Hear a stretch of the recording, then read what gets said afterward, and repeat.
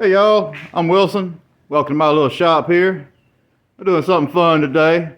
Doing an old school raised panel on a table saw. It's actually going to be a flat panel door. It's going to be a reverse panel. And I'll show y'all more about that when I go to putting the door together. But right now I've got to run the panels. My last video, I got these panels planed down. And now I'm fixing to put a cove on them. This is my test piece that I've already ran here. You can see that. My panel is 7/16, and I've just got to do a cove to take it down to 1/4 inch where it goes into my door. At 7/16, that'll flush out with the back side of my door. It's just an old school way of doing things. Of course, it's a lot easier to do it on a shaper if you've got the right bit. But I don't have a shaper. I don't do these all the time, so I'm just going to do it on my little table saw here. And you can see what I got set up. I've got this board screwed down right there.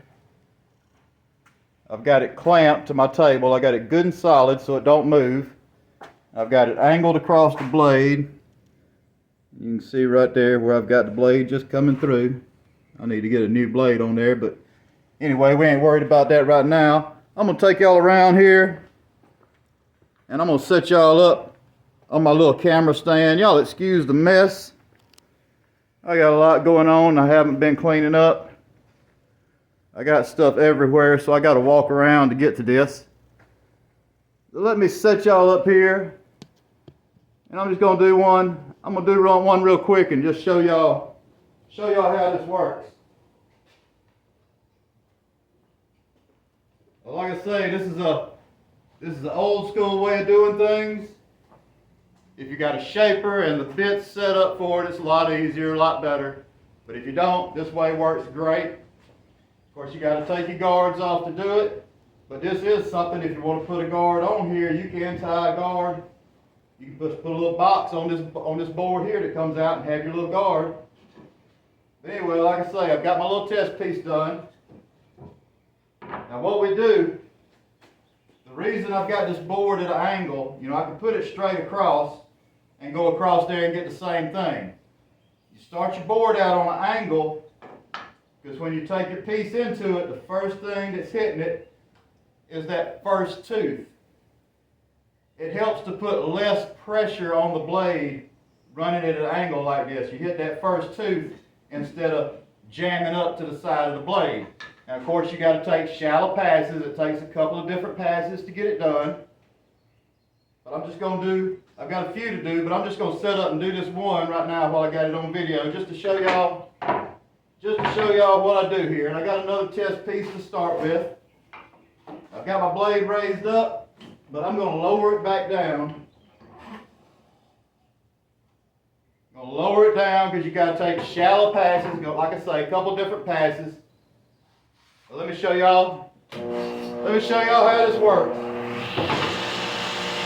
Alright. First thing, test piece, make sure I got everything right. Know where your blade is, keep your fingers away from it.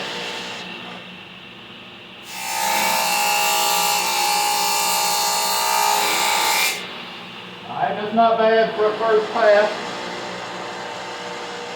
That's what my first pass looks like right there. I'm going to set this to the side. I'm running the back side of my panel. This is going to be the front. The cove is going to actually be the back side of the panel. Always run end grain first. Whether you're doing it on table saw or a shaper or any of that, always make it a habit, run your end grain first.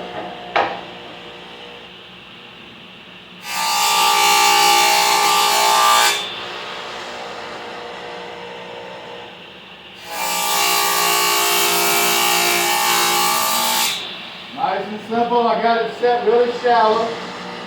Keep the dust blowed out. Don't try to wipe it. You don't want to wipe it. You'll hit that damn blade. Blow it. Blow the dust out of your way.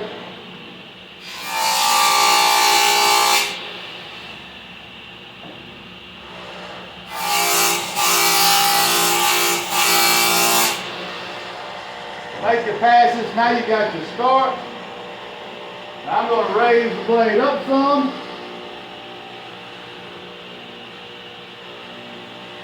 Leave it running to raise it up. You don't want to shut it off, then raise up into that board and try to kick it back on, and you done got into that board too tight. Leave it running. It's not going to hurt anything. Just raise it up a little bit into that board. As long as you got it clamped down real good, it's not going nowhere, then you're okay. Alright, second pass.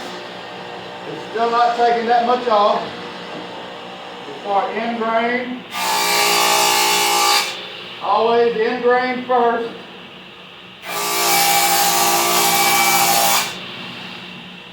And then go around as you go.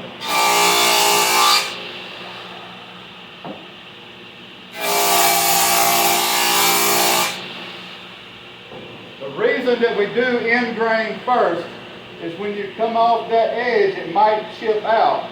It's more likely to chip out on your end grain than it is on the long grain. So you do that pass first. If it chips out, your next pass takes that chip out of it. So that is my second pass.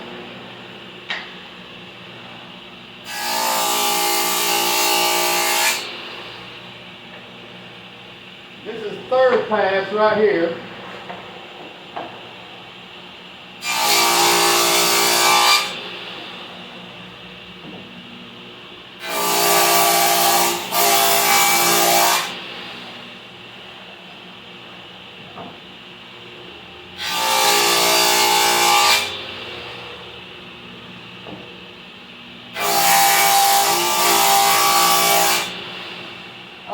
Third pass. Like I say, it takes a couple of passes to do it. It takes several passes. You don't want to put too much strain on your blade.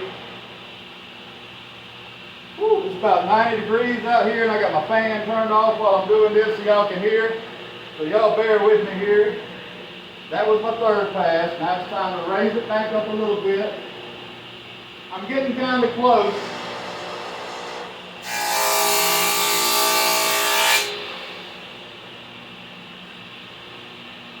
Getting kind of close, and I'm almost there.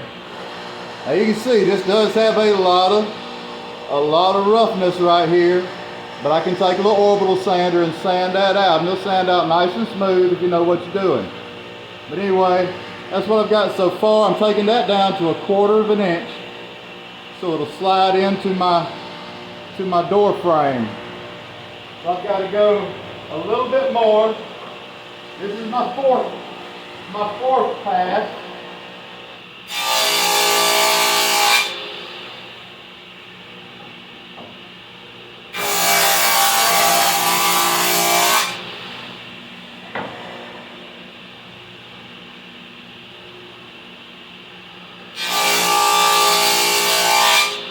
I don't have any wax right now, but if you wax your table saw, it'll slide a lot better.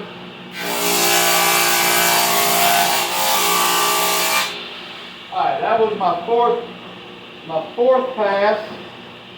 Now I'm going to take this and see just how close I am. And I am almost there. This pass should do it. I'm going to raise it up.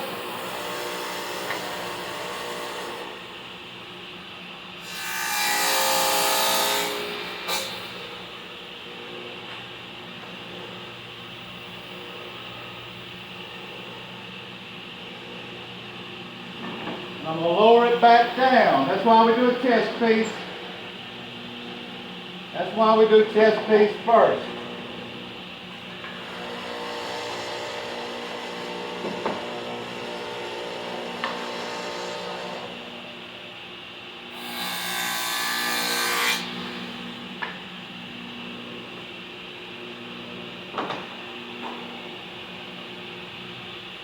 I want it to slide. I want it to slide in and out of that groove easily. But I don't want it to be too snug, because if it expands, I don't want it cracking anything in there. But that, I've got that good and tight, good and snug right there, and I've still got to sand it. So that's going to be fine, just like that. So this is going to be my last pass.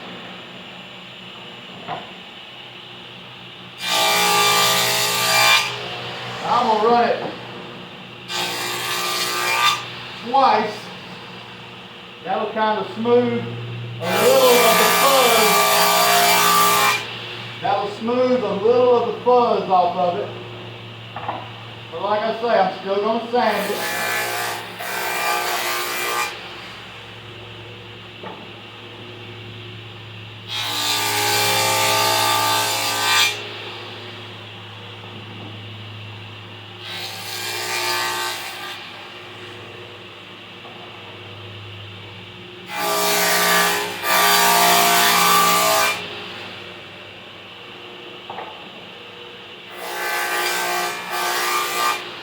Alright.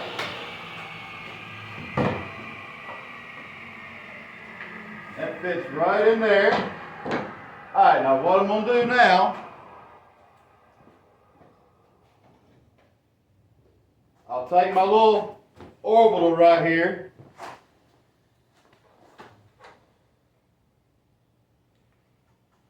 I'm going to take an orbital and I'm going to use it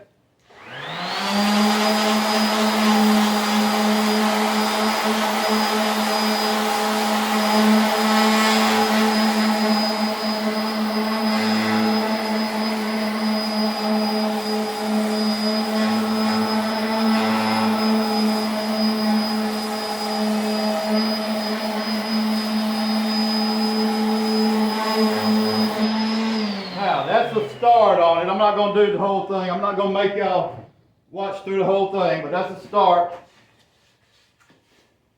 So that's what it's starting to look like after it's been coved and sanded. Just be careful on this line when you're taking that orbital.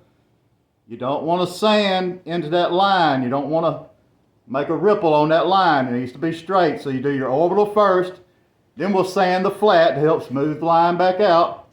And that's how that's done. Now this is my panel for my door. This is my door right here. Let's go ahead and do a dry fit test.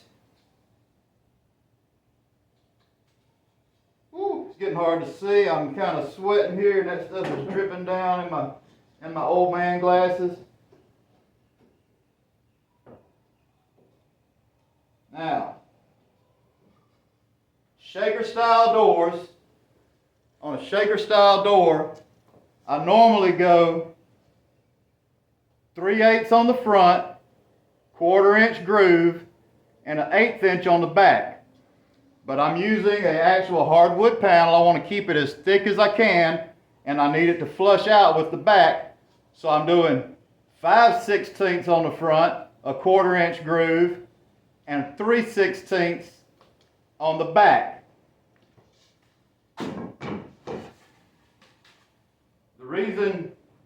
The reason you do your panel that thick is because it's hardwood. And if you go trying to take your whole panel down to 1/4 inch, it leaves it kind of weak.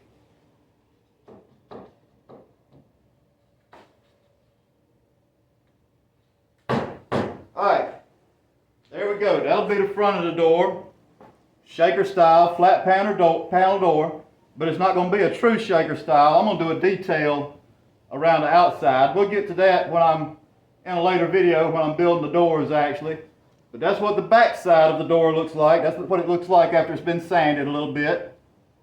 That's the back side, so that flushes out. I'm still going to take my sander and run across it, but that flushes out with the back of the door. So that is a reversed panel, flat panel door. Alright y'all, that's all I got. Let me take y'all off of here and spin you around.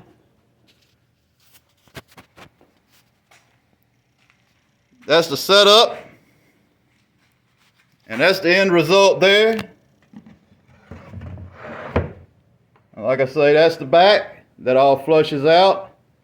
It's good on drawer fronts too because your panel actually hits the back of the the front of the drawer when you put it on. It's easier to put on that way. If you're using plywood, just do a 1/4 inch piece, but on a hardwood or any kind of a solid wood, you need to do a thicker panel. You don't have to do a cove on the back. You can do a rabbet. You can do anything like that. I'm just showing you this is one way of doing it. This is the old school way.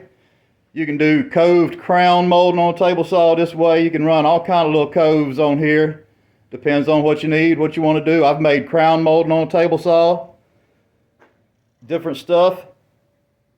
But anyway, that is the video for today. I appreciate y'all watching. I appreciate everybody that has been subscribing and commenting. And I will see y'all on the next one.